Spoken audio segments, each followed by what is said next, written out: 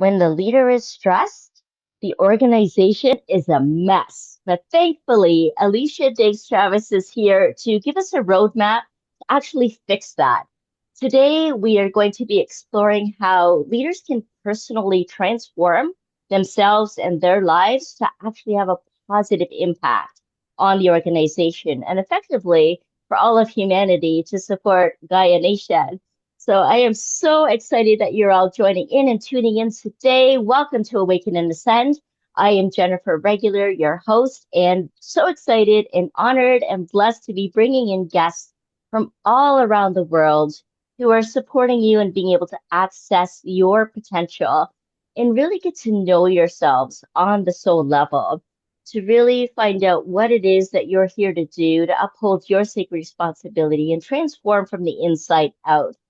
Alycia, I am so excited that you are here today. I mean, you're a Harvard grad with over 29 years experience in corporate like environments. You're a master energy healer and intuitive and all these things that make you so amazing, so phenomenal, and so grateful that I get to share in your presence today. So welcome.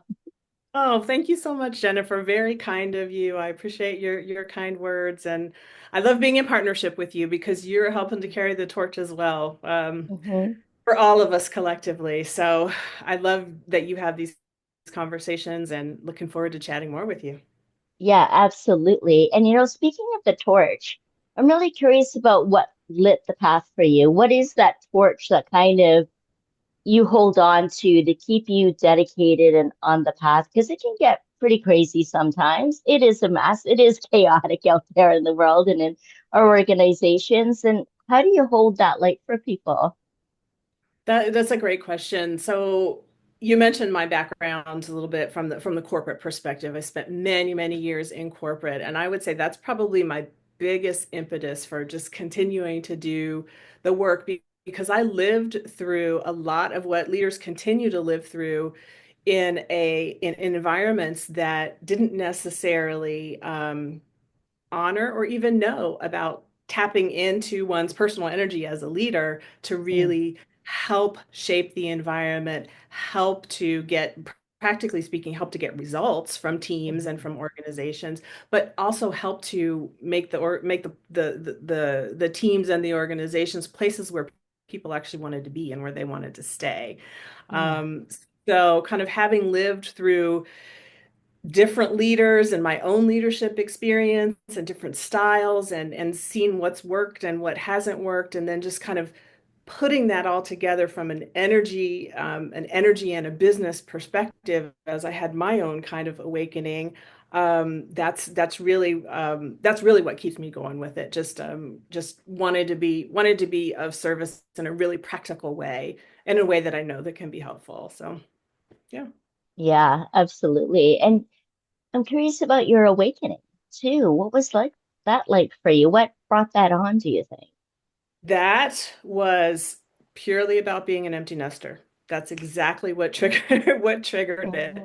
I Mhm, got to mhm, the point where I was dropping my last child off for college, and I was happy and I was excited and all of those things, but there was this part of me that was just so sad and distraught and feeling like I was being put out to pasture oh, wow. because I had for so long, like many of us do, based on our conditioning, right? I'd done all of the things that society tells us we need to do. So I had been a wife and I had been a mother and I had worked and I had taken care of everybody else, but I hadn't taken care of myself and I hadn't dove in really to who I was at that Mhm, point because I was so focused outwardly. And when the rubber hit the road with no kids around anymore, and me and my husband kind of just sitting there looking at each other like, okay, what do we do now? Because we've dedicated so much time to all of these other things. That's really what sparked it for mhm, me. mhm, And it was really specific because I knew at a certain level that I could heal and I could move forward and figure things out from a not being in that same mom role anymore. But mhm, I really didn't want my marriage to just kind of crumble because we didn't have any commonalities or we didn't feel like we were kind of on the same page, right? Because we Oh. hadn't spent the time that we needed to on our own relationship. So I started working with a coach, and much to my surprise, it was not about what kind of dates we needed to go on. It wasn't about me verbalizing my needs and things like that. It was all about me turning inward and really Mm. getting to know myself and focusing on myself. And Hmm. that's opened the door for me to the whole world of energy healing. Before that, I didn't really know technically at a at a mind level, I didn't really know Hmm. what energy healing was or a whole lot about it. So that's how it all started for me. Wow, I love that. And really being able to tune in. Like it seems like anytime we go out there, it always just brings us back in here, doesn't it?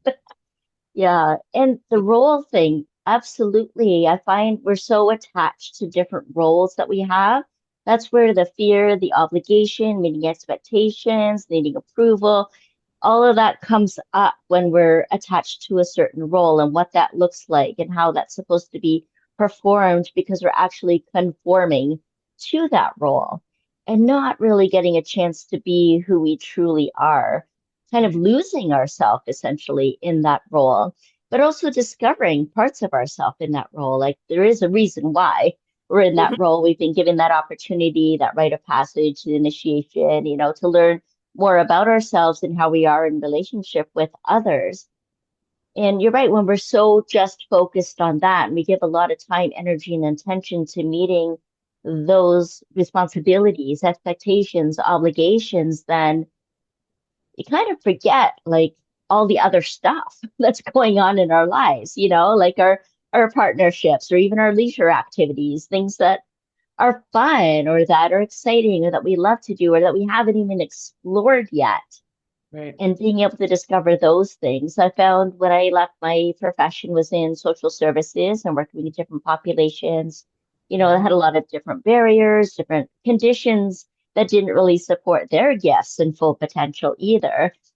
And not wanting and not feeling really confined and constricted and restricted in that role. I wasn't able to help people the way that I wanted to. And I don't think they were able to really embody their full potential because how they were constricted and restricted by what they were allowed or not allowed to do, or had different barriers to being able to pursue that. And I think every one of us has some sort of barrier that keeps us from that. Sometimes that's even our own thoughts and beliefs, right? And so I didn't want to relate role to role anymore. I really wanted to connect people soul to soul. And that's when I started getting into energy work as well. That and the fact that I had left my marriage. And, you heard about more about that in other podcasts, but how that all came about and what happened after. But it is that big shift, that transition that creates or starts us off in that transformation. And I love playing with words. When you think about transformation, it's transcending form, moving beyond what has Mhm. been up until that point. And so once you felt more comfortable in that empty nest, what did you discover about yourself? What did that bring up for you? How did that evolve from that space? It was all about spending time with me. It was about dating me, not dating my husband. It was about dating me. And I tell Hmm. all my clients to do that, regardless of where they are, relationship wise or anything. What are you dating? What are you doing to date yourself? How are you honoring yourself and building and creating that relationship with yourself? And so as I got more comfortable doing that, literally I decided that I was going to take a trip because I had never in my life, except for going away to college, I had never taken a trip by myself. It was Wow. always related to either family or, hubby or whatever the case may be. So I decided to take a trip, and this is where my gifts were kicking in, and I hadn't even realized that I can look back retroactively now and see over the years where my gifts were actually in operation. I just wasn't aware, but I Ah. got this message that I needed to go to Sedona. So Hmm. everybody in this community knows Sedona, right? At that Oh, time, yeah. I had no idea what Sedona was all about. I just knew I got this name Sedona and I needed to look into going and spending time there. And so that's what I did by Wow. myself the first time ever at, at an advanced age, so to Yeah. speak. And I had an amazing time there and meeting with different types of just healers and that type of thing. And the very last day I was there, I was laying out in the Red Rocks with a woman doing a sound healing for me. And was amazing. And as we Hmm. finished up, went to walk back to the car, she stopped and she looked at me and she said, "Are you a healer?" And I was like, "I don't think so." I don't know, you know. And then I thought, and I was like, actually, I've been told during a reading at some point way in my past that I was a healer using crystals in some lifetime. But that's all I knew. And so she said to me, "You need to check out, here's a book on the chakras, and then you should check out sacred geometry." Hmm. And I was like, "Okay, I don't know what that is, but okay, I'll check that out." And so, I got home and I checked it all out. I was researching as my business mind was telling me to do, right? Data collection, Uh-huh. figure it all. Right. Nothing resonating. None of it seemed to be it just didn't ring true. It was difficult for me. It just wasn't hitting home. And so I just Hmm. left it aside. A month or so later, I was doing the dishes. I was in the house by myself and I said, I want to listen to something. So I listened to something. It was on Facebook, I think. And it was a video of this guy who was like, "Hey, have you ever thought of somebody?" And they call you right away. Have Mm. you ever had like a scene like a deja vu and then it happens like the next day or those types of things, and he kept asking these questions and I kept going yes, yes, yes, and he's talking and talking and finally he says blah blah blah blah blah blah blah sacred geometry. And as soon as he said sacred geometry, literally my chest like heaved and the tears just started flowing down. I mean, totally independent Oh, of me. And I was like, okay, I don't know what this is, I don't know who this is, but something's resonating. This is my guy. This is the person that I need to study with. And so that's how I kind of really got started on the path of really being an energy healer and knowing what it was. yes, yes, yes. And experiencing that energy and the presence of what that brings in and how it opens up our soul, right? That tears and that just innate knowing Yeah. that gets activated and then activates our potential as well because we become aligned and connected. And that deep connection, that alignment supports other deeper connections, right? And now you've brought it into the work and organizations, which I applaud you for, Alycia. Thank you, thank you, thank you. But how? How did you do that? How do people respond to it in the organizations? So it's interesting because, the business world has its own language and its own culture, and different businesses have different cultures, admittedly, but there are a few businesses that at least I'm aware of that are, uh, uh, I don't like the term, but I'm going to use it anyway for the purposes of talking about this, that are woo-woo, right? They don't they don't necessarily not necessarily want to go that far because it's a mile too far. Mm, So where I had gotten to in my career was that I had spent 20 plus years in leadership roles, mhm, and finally I was like, it is time for me to step back and not be responsible for all these other people. Let me go back to my beginning days as a trainer and an OD consultant and that type of thing. And let me step into more of a leadership coaching role for the last, for the last years of my career, which ended quicker than I thought it was based on kind of getting into this energy work. But uh-huh, I was working with leaders in that coaching capacity and in many different industries, not one singular company, one singular industry. And over the time that I was working with folks, what I quickly came to realize is that we could talk about behavioral science, we could talk about project plans, we could talk about feedback, we could talk about all the things that are important in a business world. But if we're not addressing the person themselves in some way, shape, or form, then we're missing part of the picture, particularly when mhm. it comes to leaders, because of the impact that they have on a business. Yes, yes. So over time, more and more leaders would come to me and literally they'd be like, I can't even function and talk about business right now because of the way I'm feeling because of something that happened at home, because of the stress that I'm under, because of the customers, because of, whatever the case may be. And it Mhm. all really kind of started kicking off in a big way for me to make the transition into doing this type of work when one day I had an executive leader say exactly that to me. And I was like, okay, the intuition kicked in and I said to him, do you trust me to try something different? And he's like, Mm, I'll try anything at this point because I can't even function right now. mm, I said, give me an hour. Let's do something different. Thank you for trusting me. He literally laid down in the middle of his office on the floor and I did some energy work and I did a healing for him.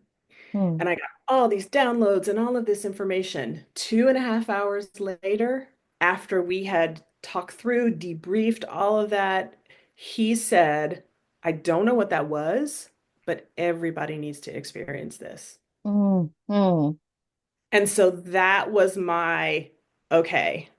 That was me saying, oh, okay, that was me experiencing that this is where I'm supposed to be working and this is how it should flow. So I went on to work with his leadership team. I worked with other leaders in different industries as well. And yeah, looking forward to working with as many as yeah. many leaders in their organizations as possible. So yeah. Yeah, there's a lot to that. The energy of a leader and energetic leadership, the presence. People feel you, and that'll either attract people or repel people. And like you say, retention's a big issue. You want people to be there to be able to listen, see you, hear you, be part of the team. And people are the most important resource. The leaders are a very important resource. And we need to learn how to resource ourselves, right? When we are feeling exhausted and depleted and overwhelmed and disconnected from the mission, or even, like you say, not even be able to think about business because all this personal stuff is happening. And to recognize the conditions that we need to truly thrive, Hmm. right? Not just physically, emotionally, mentally, and spiritually as well. And so to bring that in, to feel trusted and be okay, and to have that experiment, to experience it, and to really feel it again. It's that presence and that energy, and it's not something that can really be explained, like because it does sound kind of woo woo to a lot of people still. A lot of that's changing though, like really people are thinking, okay, the old ways just aren't working anymore. They're exhausting. Our nervous systems can't handle all the stimulation and this overwork, and we want to get to our life work, don't we? Like you and I had shifted out of careers and corporate into our calling, and really being able to be that. And people can be that within their role. They don't have to leave the role to do that. There's a whole different approach that comes with it. There's a whole different personal mission that can come through that and evolve. And you have the roadmap because, like you say, when the leader is stressed, then the organization is a mess. So, what does that really mean? And how do we get out of that? How do we move through that and transmute that, alchemize that into actual impact, positive impact? Absolutely. So the first thing I'll say about, when the leaders are stressed, the organization is a mess.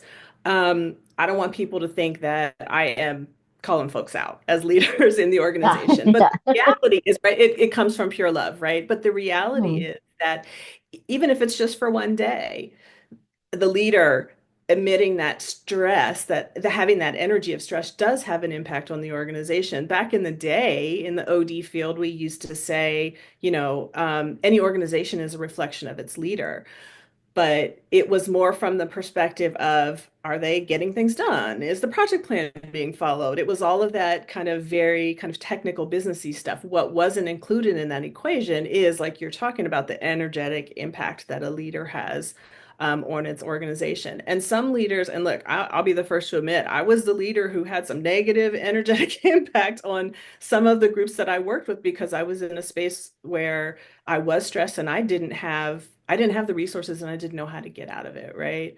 Mm. But like you said, we things have evolved. But what can happen? Mess to me means something very specific, right? Okay. And maybe this will resonate with folks. So mess Mess, let's look at it as MESS. So mess can be just miscommunication. So I know people have experienced things like, leader sends an email out and 17 substrings later and all of this drama in the workplace around it, right? When it should have been a 2-minute conversation or a 2-minute Yeah. done, one and done type of email. Something as simple as that, when a leader's energy is off just even for a couple of hours, that can have an impact. Blow that up a little bit and you go from maybe some of that miscommunication to like maybe the M is mayhem, right? It's like new projects coming in, the priorities keep changing, nobody knows what's going on. The leader is so overwhelmed that they're having a hard time getting clarity, and it just trickles down and through the rest of the organization. So it can be a small M, it can be a big M, it can kind of be at all different levels. Um, what happens from there typically is the E, so exhaustion. People Mm-hmm. just really get to the point of if they're living in that over and over or even constantly in that type of environment, they can be just like heads down, just let me make it to Friday. Like I don't want to go in on Monday and all I want to do is get through till Friday. Oh. So it's more exhausting than invigorating than fun it is to be at work. And I get it. Work's not always fun. I totally understand that. But that's the type of thing that leads, if it continues, that leads to turnover. Mm-hmm. Um, from there, when people are exhausted, that leads to stagnation. So there's the MES, right? Stagnation. Ah, uh-huh. Innovation is out the door, creativity goes out the door. People will hunker down and growth opportunities or just the possibility for growing, it's out the door as well. And when people aren't growing in their roles or when they're not excited or happy, again, turnover, quiet quitting, all the things, right, that can Mm-hmm. happen. And Mm-hmm. then finally, kind of skepticism, Oh. right? Folks tend to they just lose faith. They lose faith in the environment, they lose faith in the leader, they may lose faith in the company, and they lose trust. And that's the biggest thing because we know that people want to trust their leader.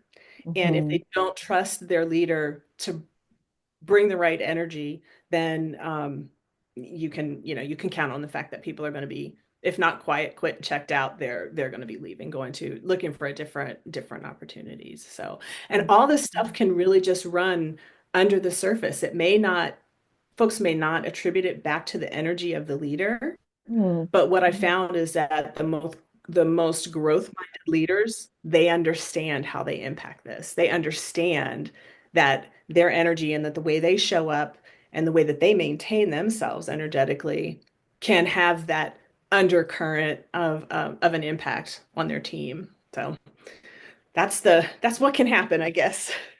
Yeah, yeah. And what a great way to think about that as mess, and to be able Yeah. to remember it. So that's brilliant.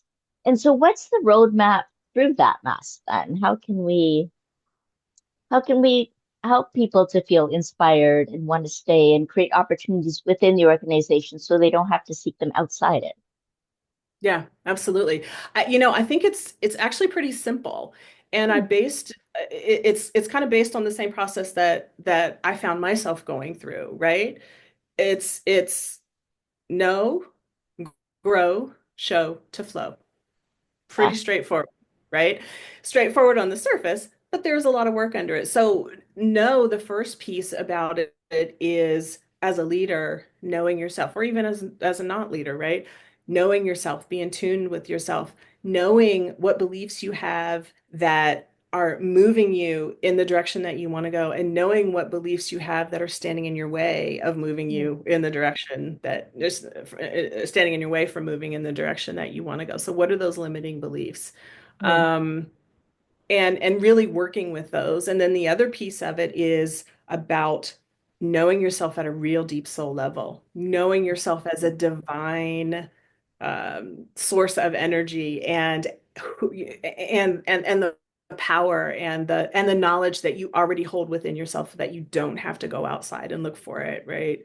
hmm, Um, really just kind of working around that whole knowing. And sometimes that looks like a spiritual awakening. Sometimes it looks like a very practical, hey, I'm a leader and I want to have a 360. I want to do things that are acceptable, if you will, in a business climate, different from going deep, deep, deep into the more spiritual side of it. But what I find is eventually we get more into the energetic side as those, again, open-minded leaders kind of tend to really just open up, and they get there very, very quickly, and with the Mm-hmm. understanding about how important that is. Mm-hmm. Mm-hmm.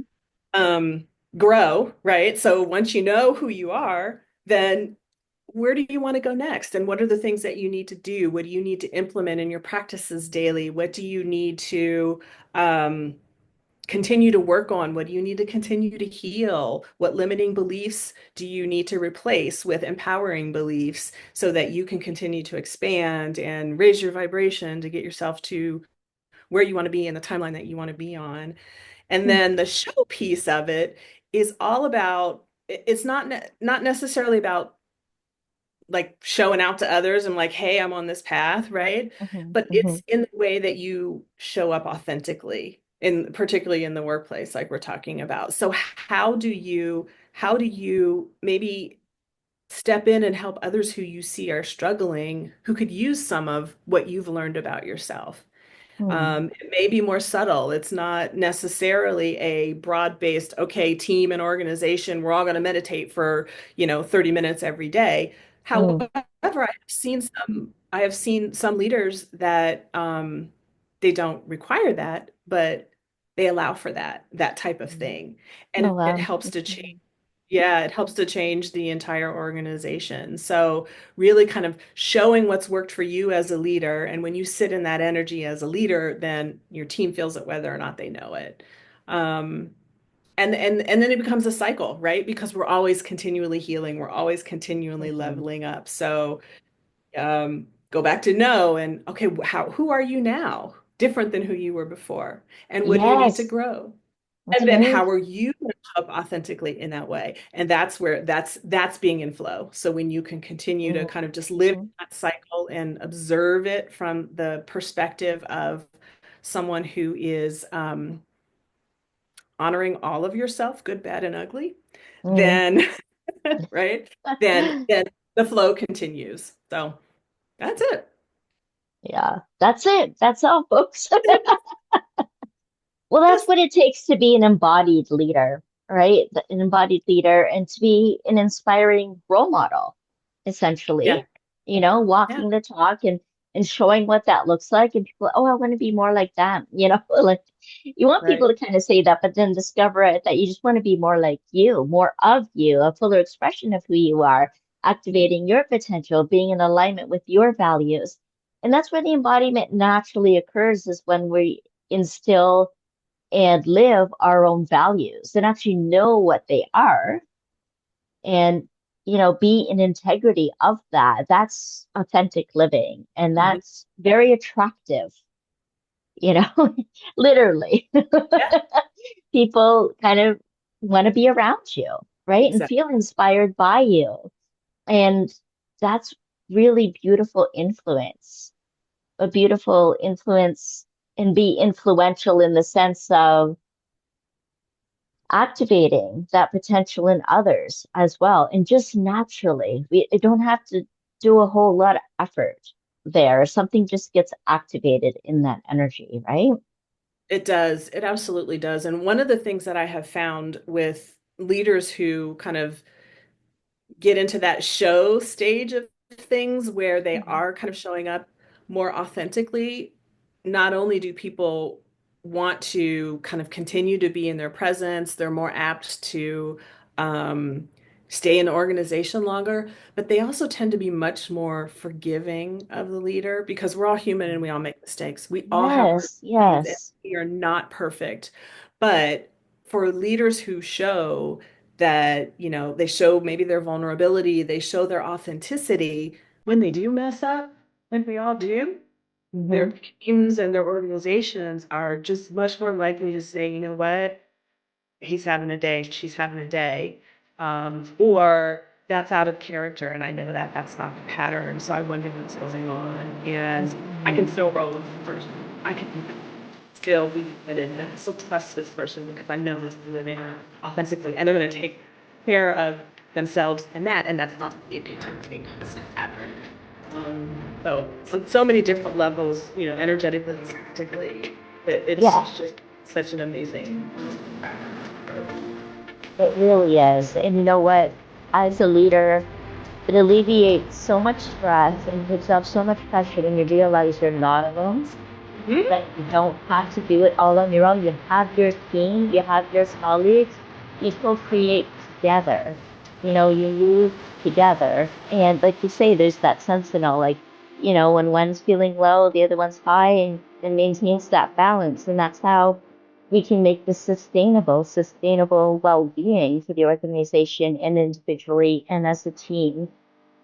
And, this is something I brought up together when I established the Leadership Extension Alliance so that we can hold that frequency, hold each other accountable, and be in a space where we can be strong and vulnerable at the same time and have this huge responsibility of being here at this time, to create this transformation, but also for us to support each other in our own personal transformation as well. And so it's a beautiful thing, a really beautiful thing, and I would like for people to know how they can get in touch with you, Alycia, if they want to learn more, if they want to feel supported, if they want to have maybe some of those resources, like the research that you've done, any of those things, or even experience your energy work too. How would they get in touch with you? Absolutely. So, um, my website is bluevioletenergy.com. So, my company is Blue Violet Energy. So, bluevioletenergy.com. Email, you can reach me at bluevioletenergy@gmail.com. Um, LinkedIn, I'm on LinkedIn under Alycia Diggs-Chavis, and also I have a company page that's Blue Violet Energy. So any of those ways, feel free to kind of reach out. And for anybody who is interested in chatting a little bit more or experiencing, you can message me through those venues or those means, and just mention Unleash Now, and I will gladly offer a complimentary healing and energy session for folks. Spreading the love, right? Spreading the love. It's Yeah, it's a yeah. powerful thing when people can, in, short 30, 45 minutes, uncover and really tap into and recognize a side of themselves that they've never ever seen before. So I'm happy to share that experience with folks. Oh, thank you so much. Unleashing with Alycia. I love that. Unleash with Alycia. We're going to have all of those links that were just mentioned in the show notes, of course, and Alicia's full bio, so you can learn a little bit more about her that way as well. And of course, explore her website. And my information is always down there as well. Thank you so much, Alycia, for sharing the gift of you. And I wonder if there's anything else that you'd like to share with the audience today.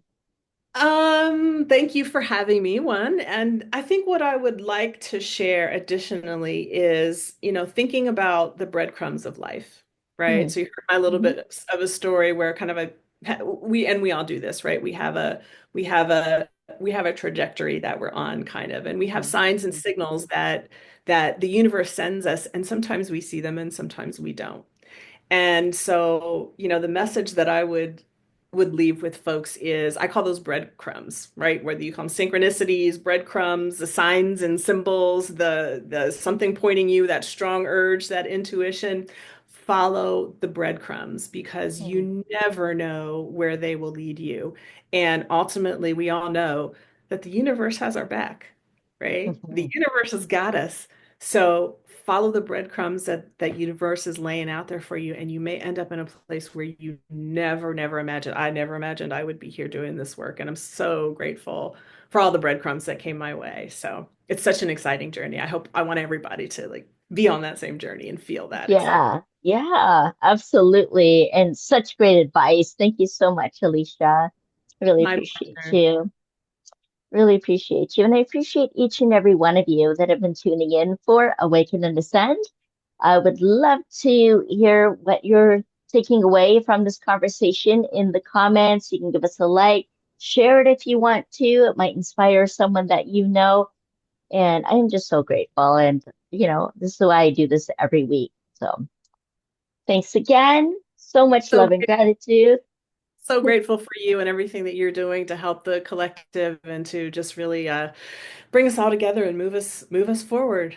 So it's important work Thank that you you. do. Thank you so much. And we'll see you again next time. Bye for now.